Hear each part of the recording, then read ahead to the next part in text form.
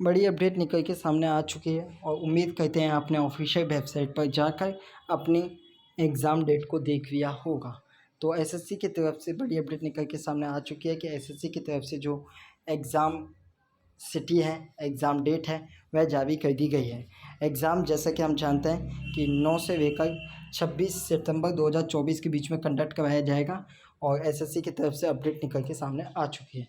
अब हम आपको यह बता देते हैं, क्योंकि अब आपके एग्ज़ाम में ज़्यादा समय नहीं रह गया है और अगर आप मॉक टेस्ट दे रहे हैं तो आपको एक तरीके से यह भी अंदाज़ा हो गया होगा कि आप कहाँ पर स्टैंड कर रहे हैं। परंतु आपको हमेशा अपने दिमाग में एक बात ध्यान में रखनी है कि जो भी आप मॉक टेस्ट दे रहे हैं वह आपका पेपर नहीं है। पेपर आपका पेपर वाले दिन ही होने वाला है। यानी एक तरीके से हम मेंटिविटी की बात कर रहे हैं कि अगर आप ये सोच रहे हैं कि मॉक टेस्ट में आपके कम नंबर आ रहे हैं तो आप हतोत्साहित ना हो, यानी एक कॉन्फिडेंट डी कॉन्फिडेंट ना हो, अंडर कॉन्फिडेंट ना हो, क्योंकि यहाँ पर आप मिस्टेक कर सकते हैं, वहाँ मिस्टेक करता नहीं है। तो वहाँ पर उसके लिए तैयारी करनी है आपको, उस एग्ज़ाम के पर्टिकुलर डे के लिए, कि जहाँ पर आपको कोई भी मिस्टेक नहीं करनी है। तो ये अपने दिमाग में बात ध्यान में रखें। अगर आपके थोड़े कम नंबर भी आ रहे हैं तो आपसे रिक्वेस्ट है कि बिल्कुल भी अंडर कॉन्फिडेंट महसूस ना करें।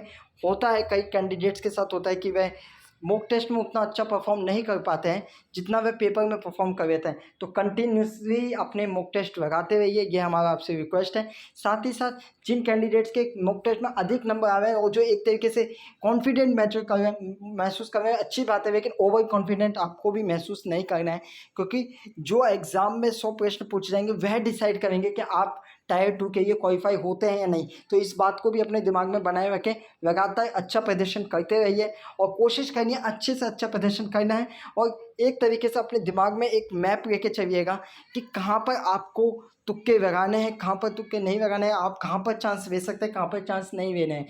क्योंकि बहुत से कैंडिडेट ऐसे होते हैं जो पेपर अच्छा कर देते हैं, लेकिन ज़्यादा क्वेश्चन अटैम्प्ट करने के चक्कर में वे गलत क्वेश्चन को भी टिक लगा देते हैं, जिससे उनकी नेगेटिव मार्किंग के जरिए वे कम नंबर हासिल कर लेते हैं, खासकर ऐसे कैंडिडेट्स के लिए जो कट ऑफ के आसपास रहते हैं। तो इसलिए आपको दिमाग में रखना है और सोच समझ कर ही प्रश्न का उत्तर देना है। ज़रूर आपको कुछ क्वेश्चन जिनमें कोई आइडिया नहीं है, वहाँ पर हम आपको यही सलाह देंगे कि आप वहाँ पर कोई भी गैस वर्क ना करें। जहाँ आपको थोड़ा बहुत आइडिया है तो वहाँ पर गैस वर्क आप करिएगा, क्योंकि वहाँ पर गैस वर्क करने का फ़ायदा ये रहेगा आपको कि वहाँ पर आप अच्छा प्रदर्शन कर सकते हैं। इसके अलावा कट ऑफ को लेकर बहुत से कैंडिडेट सवाल पूछ रहे हैं, तो पिछले 5 साल की कट ऑफ का डेटा हम आपके सामने प्रस्तुत कर रहे हैं। 2023 से 19 का ये डाटा है, जहाँ पर हमने यह बताया कि किस वर्ष कितनी पोस्ट रही थी, टायर 1 में कितने कैंडिडेट पास रहे थे और जो कट ऑफ थी वह क्या रही थी।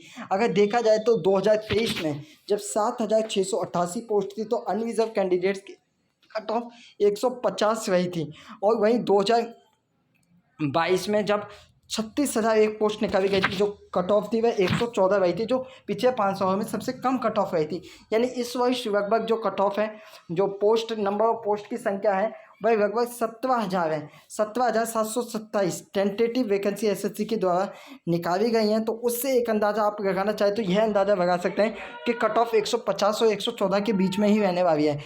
और अगर एक एग्जैक्ट नंबर की तरफ जाया जाए तो इस वर्ष आपका सेफ स्कोर जो है कुछ इस प्रकार रह सकता है।